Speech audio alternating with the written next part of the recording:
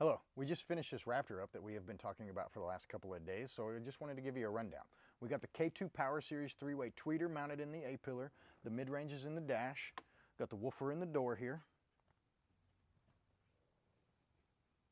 So behind the seat here we have fabricated a custom amp rack to hold the Zen module, which is this little guy here. It allows us to blend all of our aftermarket equipment with the factory B&O system. The two JL Audio VX series amplifiers power the whole system. We got a 1001 for the subs and an 800 8-channel amplifier to run the front stage and the rear doors.